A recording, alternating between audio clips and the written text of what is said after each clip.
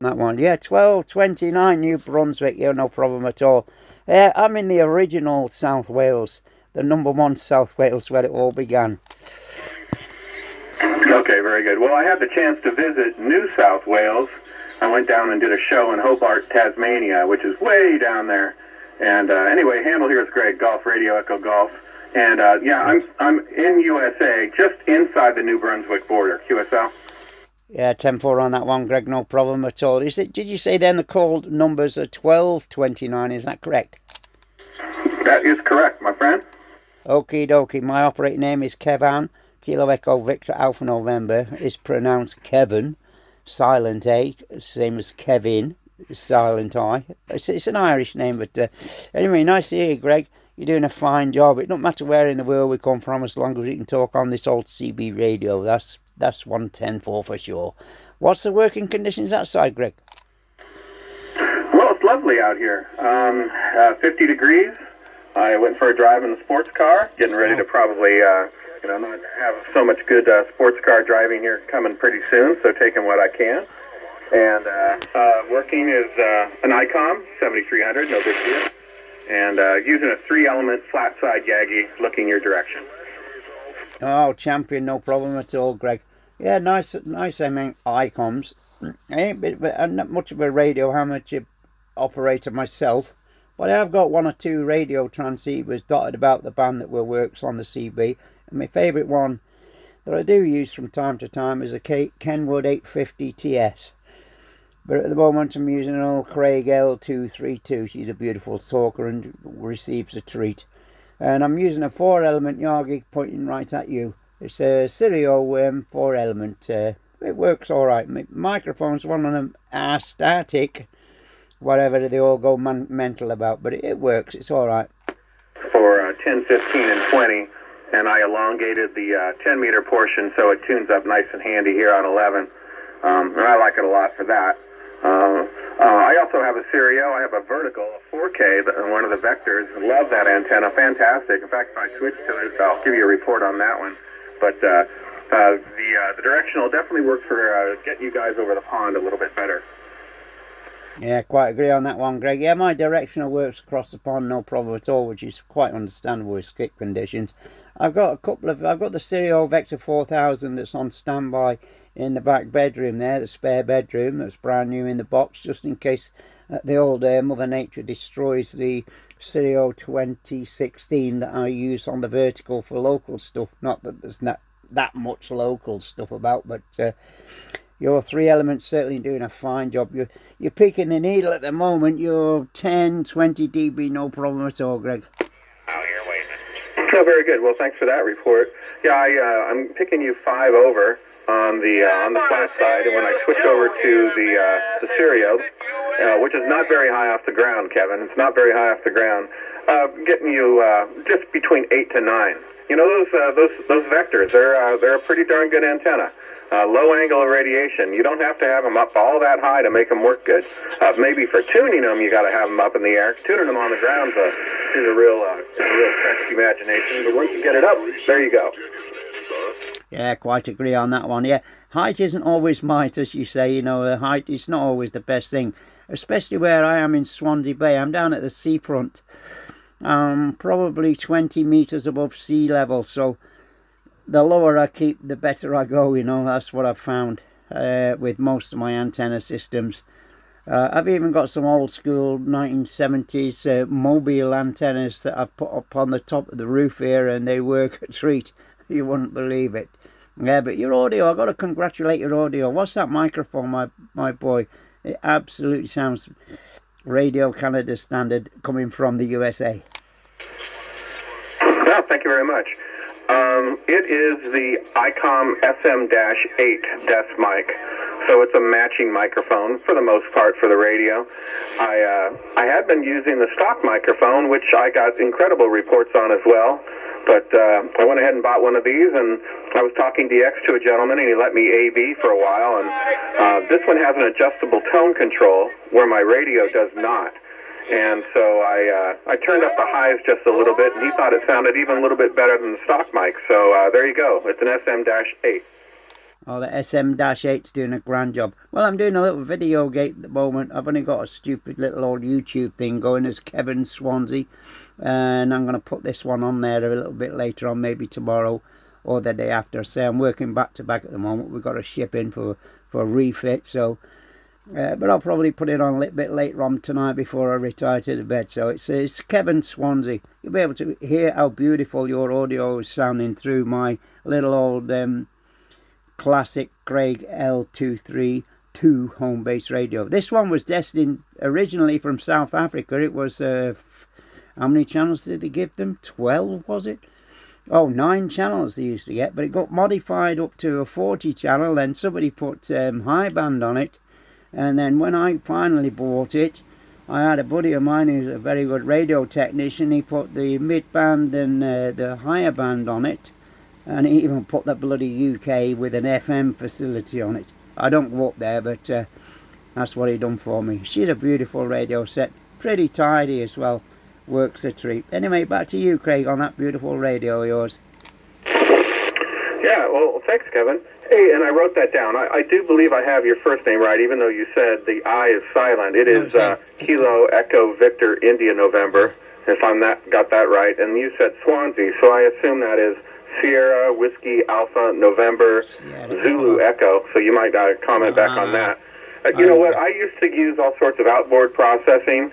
I use that for AM, and I just use a CB radio for AM that has an external modulator system. But for sideband, I've just found that this one works better. It was just a year ago, Kevin, that I was in the dark ages. I was running hybrid tube equipment like FT101, Echo, that kind of thing, and I really enjoyed it.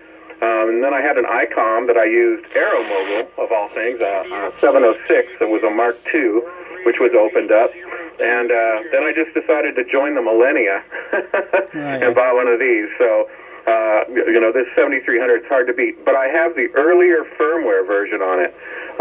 It does not have any, it has a compressor, a speech compressor, which I'm hitting lightly, but it doesn't have bass, treble, and mid-range controls like some others do. I probably could upload the firmware for it, but I got such good reports I thought I'd just leave it alone.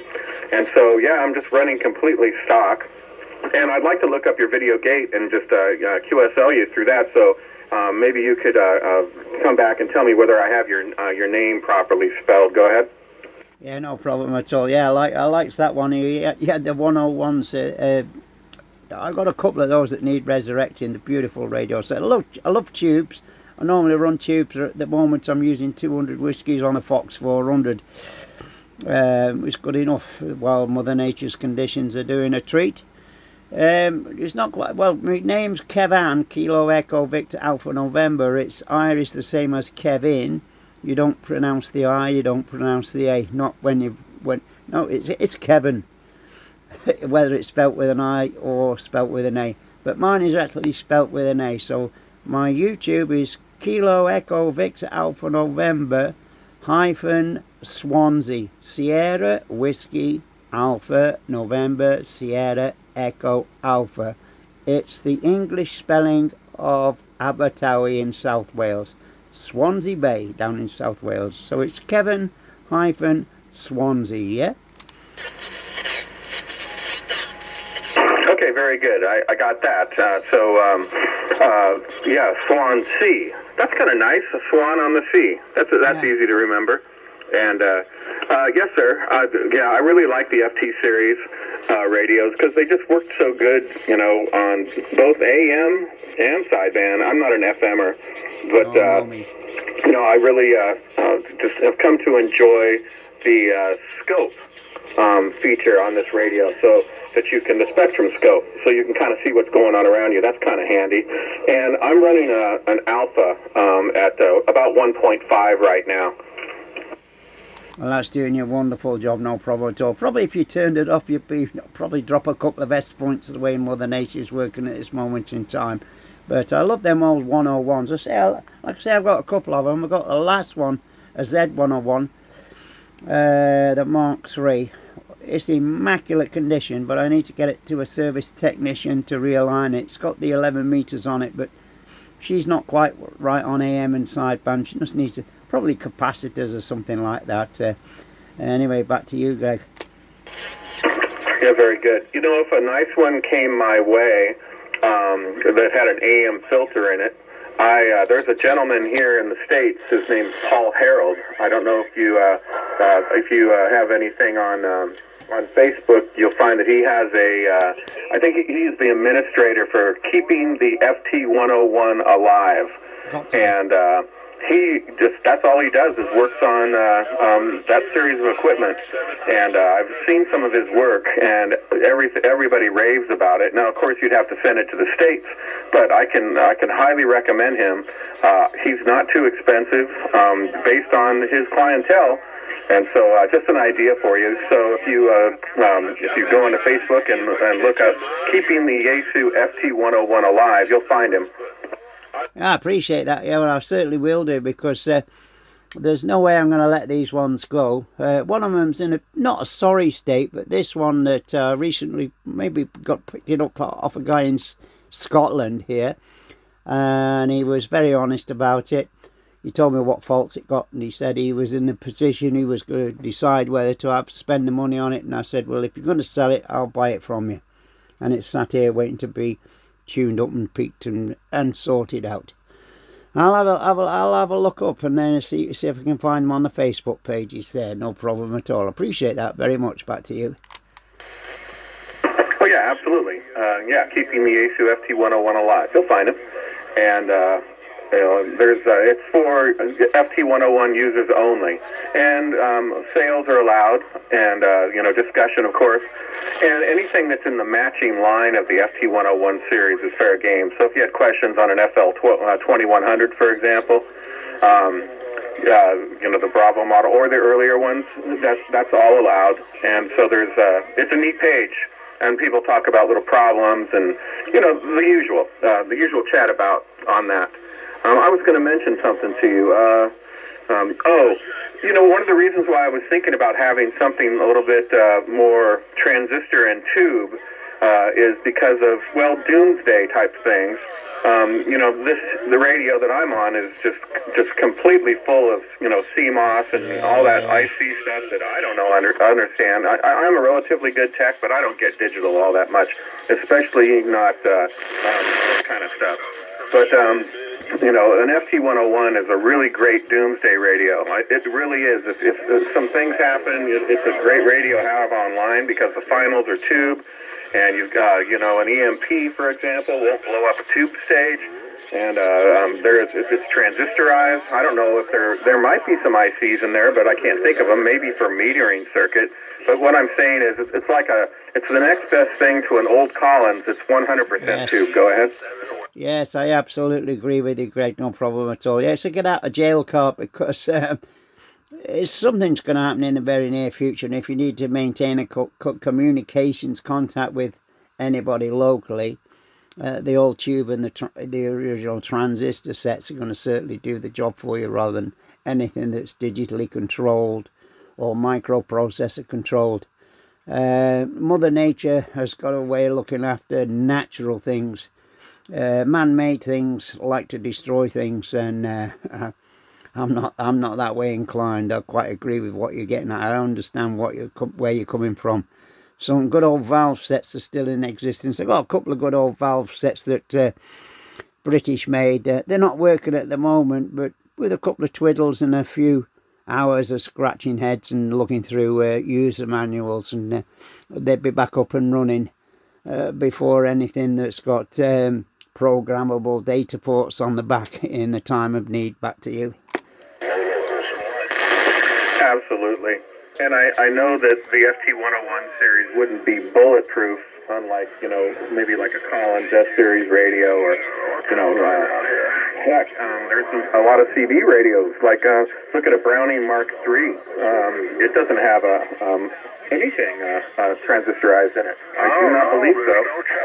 And it's you can't say that about the Tram D201s, which were a good run. I'm looking at one upstairs where I got to replace a tube socket on it, but I'm so lazy. I already got the tube socket in, but I'm just too lazy to replace it. So I'm kind of resurrecting that. But it still has a lot of semiconductor circuit, which possibly could could possibly get hit, and unless you're living inside a Faraday cage.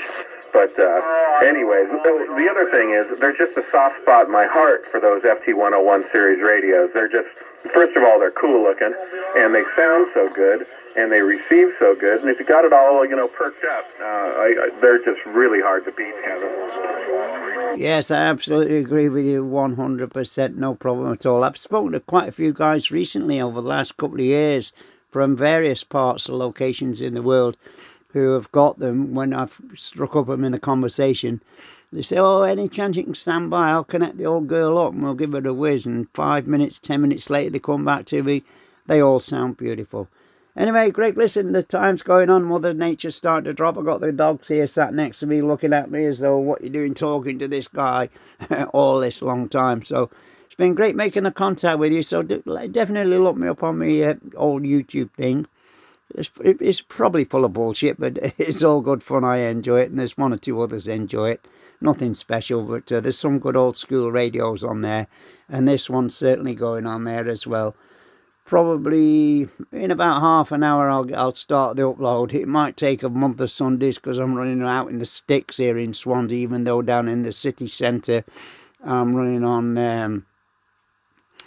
how you guys say is I'm not on the landline communication system. I'm using the cell phone system, so my data takes a little bit of time to upload, but it certainly will be there. It's Kevan-Swansea. I'm sure you'll find me. All right, Kevin. Hey, thank you very much. Hey, and I'm going to be sitting on this frequency for a while, listening in. And so if I catch you back on here, I'll probably just keep the beam towards Europe. And hey, thanks so much. And the reason your dog's perking your ears is because I'm a dog. You're talking to a dog, and you're not talking to your own dog. Your dog's jealous. Hey, 20573 from 1229 Maine. I'll talk to you later. Look for you around the band. Got you in my log, and I'll check you out on YouTube. 73's, mate. Bye-bye. 10-4 for sure. 12:25, yeah? 12:25, man. I'm terrible. I got to Alzheimer's setting in. Yeah, I don't live with dogs. Well, I do live with dogs, but that's the way it goes. Anyway, I appreciate that. Getting a bit tongue-tied now because it's been a long old day. It's been a great conversation with you, man, and I'll catch you next time. Listen out for the 205 Romeo Golf, normally 205, or the 205, or the Rubber Goose on the Alpha mic. We're on the side. Thank you very much, my boy. Sure appreciated. 73, and God bless. Hey, I'm going to try it one more time. 1207, Philadelphia standing by. 600, Buckeye State. Yeah, but at least Tongue-tied, I do. lean that direction.